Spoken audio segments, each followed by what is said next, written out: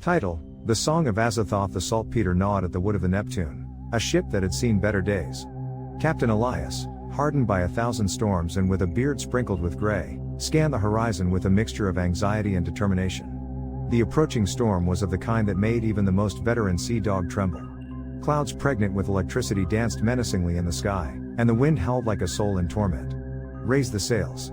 Secure the cargo," Elias bellowed, his voice rasped by the wind. The crew, an amalgam of robust men and faces emaciated by life at sea, obeyed with the diligence that the imminent tempest demanded. The Neptune struggled against the rising waves, a toy in the hands of an implacable force. But it wasn't the storm that truly gripped Elias's heart. It was the song. It had begun as a whisper, a high-pitched note that was lost in the roar of the wind. But little by little, it had grown louder, clearer, more seductive. A strange, hypnotic melody that seemed to seep into the depths of the mind. A song that promised peace, comfort, a paradise beyond comprehension. Elias knew the legend. The Siren's Song. A myth he had heard since childhood, recounted by drunken sailors in the port taverns.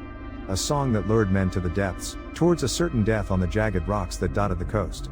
He had always considered it an old wives' tale, a way to scare young cabin boys. But now, with that melody penetrating his mind, he felt a cold terror that froze his blood. "Do you hear it?" Elias shouted, trying in vain to make his voice overcome the roar of the storm and the song. "Listen.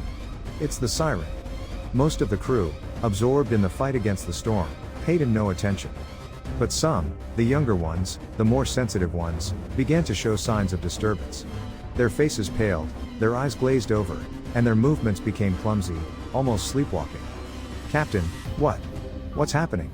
stammered one of them, a young cabin boy named Thomas, his gaze fixed on the horizon. "Don't listen to her. Cover your ears. It's a trap," Elias roared, trying to shake Thomas. But it was useless.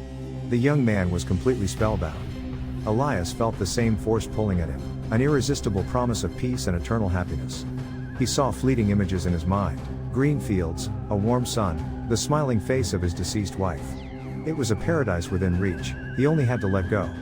But Elias was a seaman. He had fought against storms, against pirates, against death itself. And he wasn't going to give up now. With a titanic effort, he shook his head, banishing the tempting visions. He clung to the mast with all his strength, feeling the rough wood beneath his fingers, an anchor in reality. "I will not fall. I will not surrender," Elias shouted, his voice hoarse with the effort.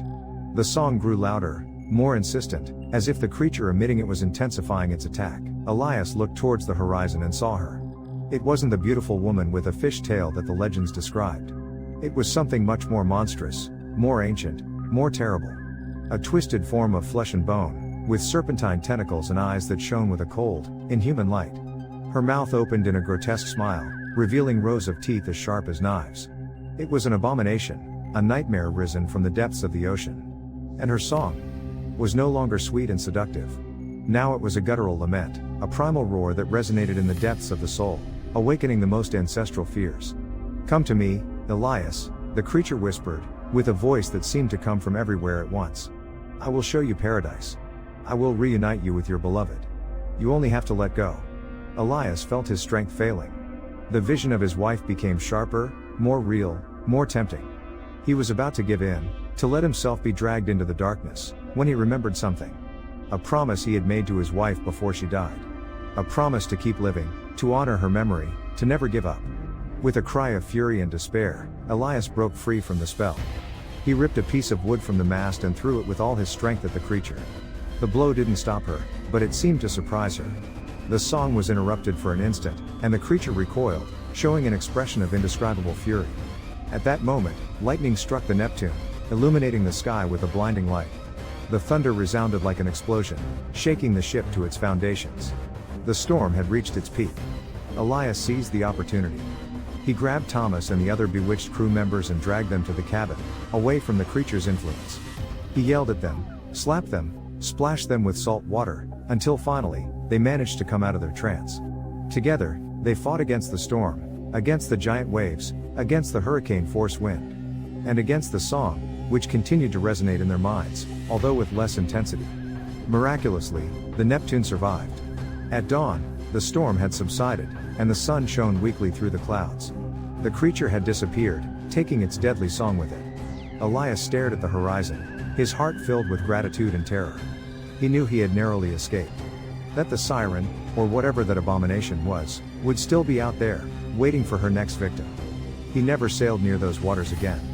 He abandoned the sea, retired to a small coastal town, and spent the rest of his days telling the story of the Song of Azathoth. A story that no one believed, but that he knew was terribly real. A story that constantly reminded him of the fragility of sanity, and the dark power that lurks in the depths of the ocean. And sometimes, on stormy nights, Elias swore he could hear the song, faint and distant, but unmistakable. A reminder that the nightmare, perhaps, had never ended. A reminder that the promised paradise was, in reality, the most absolute hell. A hell that lurked beneath the waves, waiting for the opportune moment to claim his soul.